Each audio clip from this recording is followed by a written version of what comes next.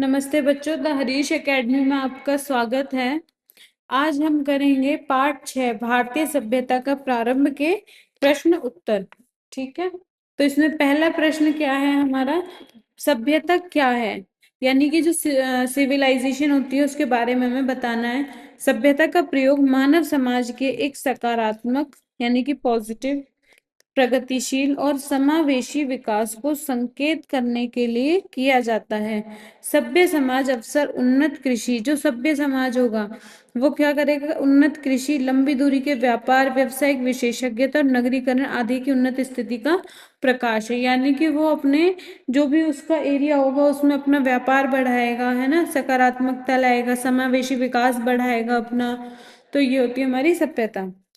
दूसरा प्रश्न है, भारतीय उपमहाद्वीप की आरंभिक सभ्यता कौन सी थी। भारतीय उपमहाद्वीप की आरंभिक सभ्यता हड़प्पा सभ्यता थी। हड़प्पा सभ्यता भी बोलते हैं हम इसे, सिंधु घाटी सभ्यता भी बोलते हैं और सिंधु सरस्वती सभ्यता भी।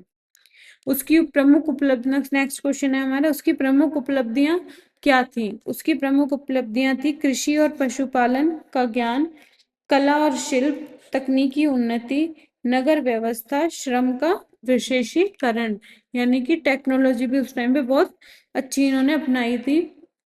नेक्स्ट क्वेश्चन, इस अध्याय में अध्ययन की गई सभ्यता के अनेक नाम क्यों हैं, इनके महत्व पर चर्चा कीजिए। इस अध्याय में अध्ययन की गई सभ्यता के नाम, उसे कई नामों से जाना जाता है, जैसे सिंधु घाटी सभ्यता, हड़प्पा सभ्यता और सिंधु सरस्वती सभ्यता।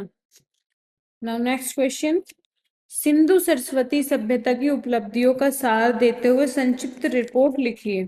दुनिया की सबसे पुरानी सभ्यताओं में से एक कौन सी है, सिंधु सरस्वती सभ्यता ने हड़प्पा और मोहनजोदड़ो जैसे शहरों के साथ शानदार शहरी नियोजन का प्रदर्शन किया, जिसमें अच्छी तरह से बनाई गई सड़कें और उन्नत, यानी कि इन्होंने सड़कें बहुत चौड़ी चौड़ी और अच्छी बना रखी थी ना, और उन्नत जल निकासी, ड्रेनेज सिस्टम भी इनका बहुत अच्छा था।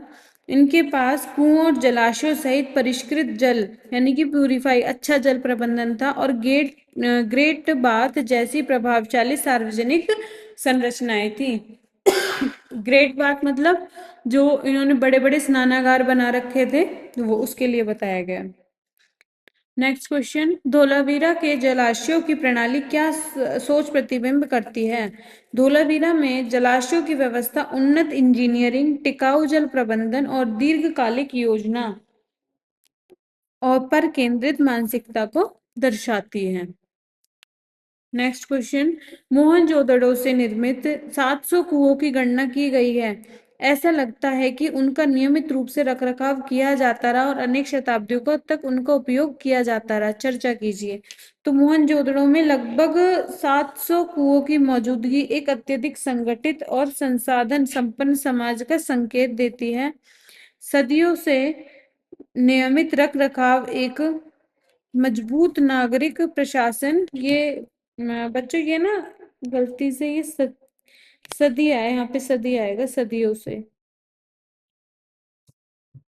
सदियों से नियमित रखरखाव एक मजबूत नागरिक प्रशासन का संकेत देता है, जो पानी की उपलब्धता और स्वच्छता के महत्व पर डालता है, जोर देता है। ठीक है, तो बच्चों इस चैप्टर के भी क्वेश्चन आंसर हमारे हुए कंप्लीट। कल हम करेंगे नेक्स्ट चैप्टर रीड।